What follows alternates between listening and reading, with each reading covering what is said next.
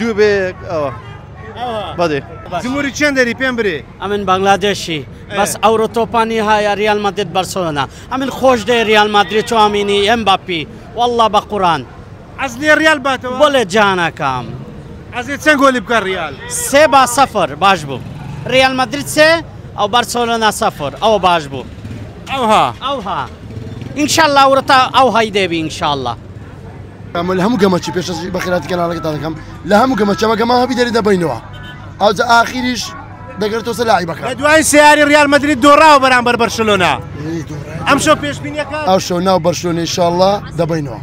وڵای شتێکی زۆر نۆرماڵە سوتفەیە لەخوا بە زیادبی هەردوو ئەمرین خۆی ناشینە زۆر ئاسایە یەکتری نا بەخوای پێشبینی چییە بۆ یاریەکە وڵی چی باتەوە کێشەمان نییە چکە هەر لە ڕاستی زۆر ماندوو لە یاریکردنم ساڵدا هەردوولان زۆر هیلاکن برنەوە لە بەرژەوەندی ڕیال بێلەوە باشترم جارە ئەس لێ ریال بات هەر طبعا ئەی جەنابەت سێ بێک لە بەشۆنە باشە گە ریال مادرید باتەوە خۆی هیچ کێشە نابێت لەگە برادەرەکە هەر لالیگا دەبینەوە ئەوها بێ منەتین